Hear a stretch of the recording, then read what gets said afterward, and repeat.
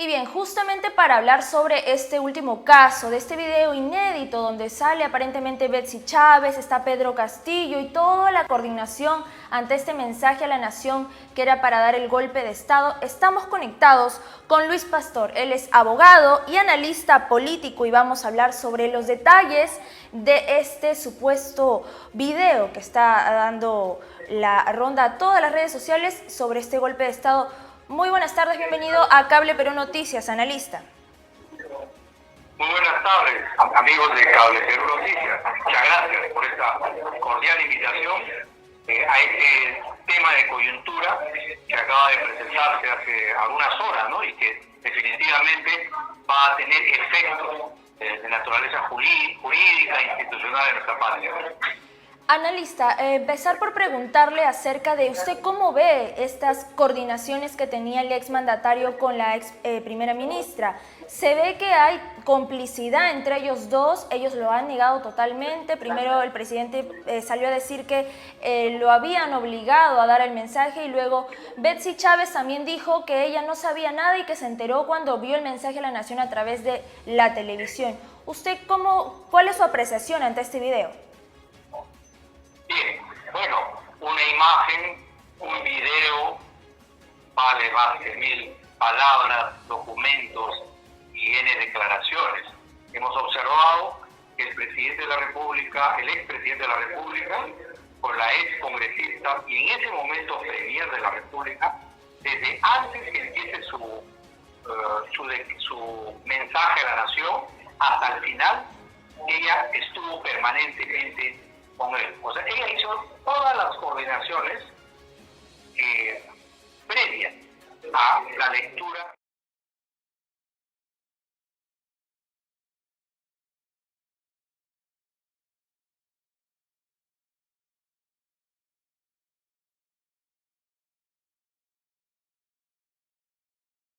Todos los detalles para la conferencia de prensa, asunto que obviamente que no era de su competencia, pero que obviamente para garantizar el objetivo de, digamos, ese acto administrativo, ¿cierto? El ingreso de periodistas y posteriormente, cuando culminó la labor de los periodistas, cuando transmitieron a cadena nacional el golpe de Estado, ella inclusive se retira con ellos, ¿no? Y da instrucciones adicionales, un diálogo adicional con estos periodistas.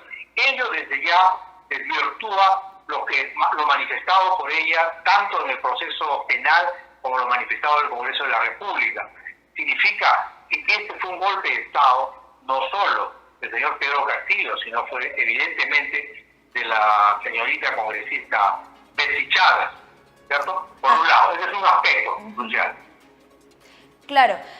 Ahora, de haber negado en primera instancia estas imágenes donde se le ve a Betsy Chávez participando de este mensaje a la nación, ¿cuál podría ser la condena que se le podría dar, ¿no? Porque ella ha afirmado ante la Comisión de Acusaciones Constitucionales que ella no sabía absolutamente nada de este mensaje, ni antes, ni durante, ni después.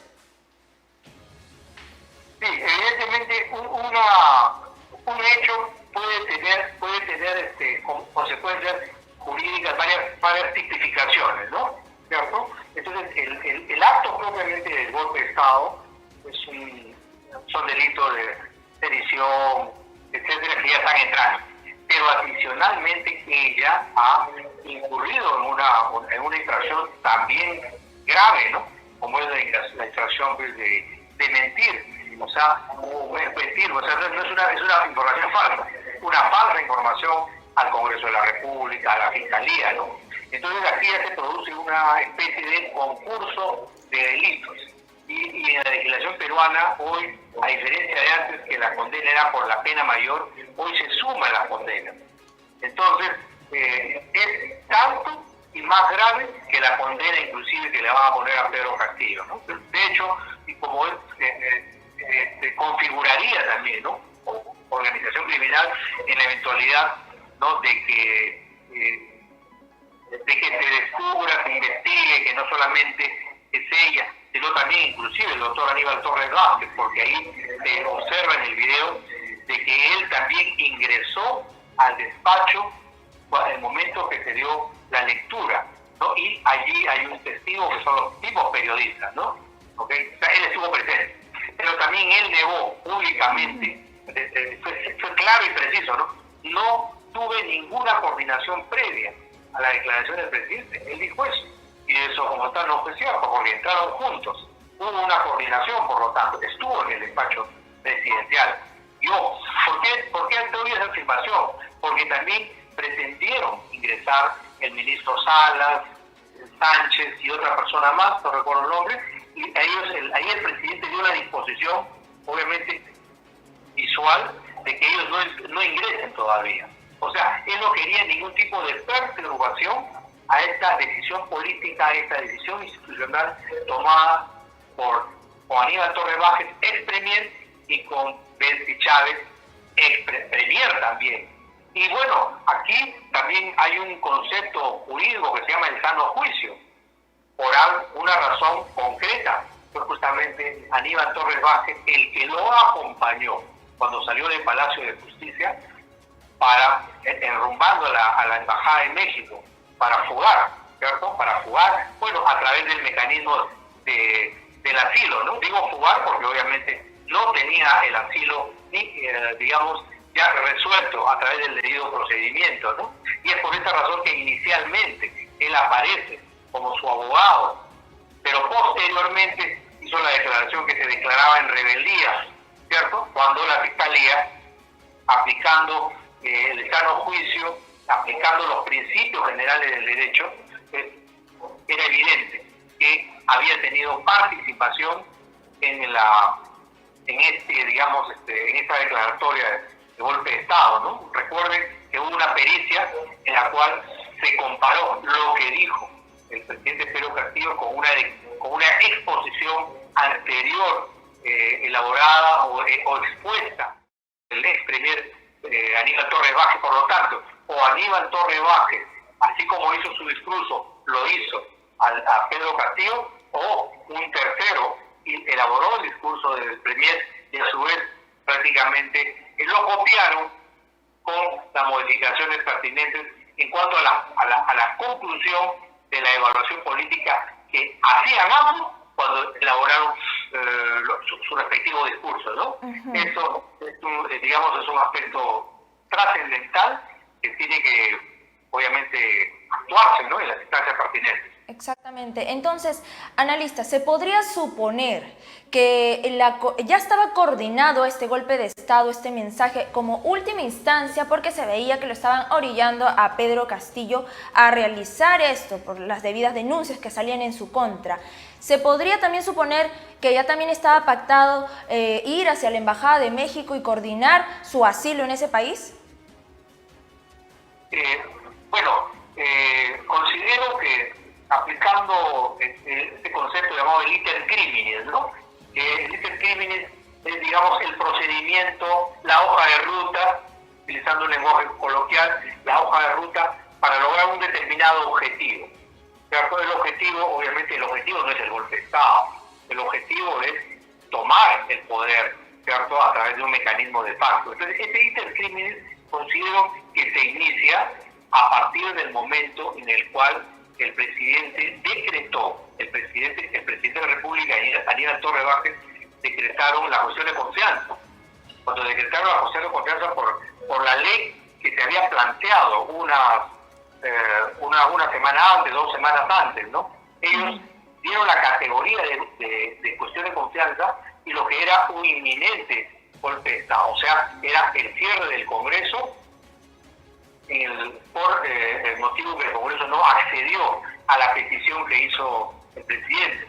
Lo que sucede es que en el cálculo de ellos no estaba el pronunciamiento de la medida cautelar del Tribunal Constitucional. El Tribunal Constitucional les dijo, obviamente a raíz de esta decisión constitucional, consulta, demanda con su medida cautelar hecha por el Congreso de la República, no calcularon que tan rápido iba a salir ese pronunciamiento. Ese pronunciamiento era una advertencia al presidente de la República y a su gabinete en el sentido de que estarían preparando un golpe de Estado. Si ese golpe de Estado, denominado cuestión de confianza, se materializaba en lo que se materializó, ya el Tribunal Constitucional ya estaba decretando prácticamente su ilegalidad y también, por cierto, proscribiendo a todos los ministros que suscribieron esa cuestión de confianza, salvo la señora Dina Boluarte, que intuyo que ya sabía la decisión política, solo que no sabía cuándo, ni dónde, ni de qué manera, ¿no? ¿Cierto? Entonces, en consecuencia, ¿qué es lo que sucede? Luego que hace la declaración la Presidenta de la República, cuando ordena la detención de la fiscal de la Nación, al ordenar y al constatar de que no estaba siendo cumplida su disposición por el Ministerio del Interior, y al salir la declaración del mismo Congreso de la República y también, digamos, el pronunciamiento de la Defensoría del Pueblo, el Poder Judicial y el Comando Conjunto de las Fuerzas Armadas frente a esa situación en la cual rechazaron el golpe de Estado decretado, no el pretendido, porque pretendido es cuando uno proyecta, planifica y aún no da el mensaje, ¿no? El mensaje es el inicio, ¿no? Entonces, en esa situación es que ya él recurre a esa puerta abierta, esa ventana abierta que siempre tuvo con el señor López Obrador, ¿no? El cual todos ya conocemos su posición, una posición, digamos, antinacional que viola nuestra soberanía, ¿no? Claro que sí.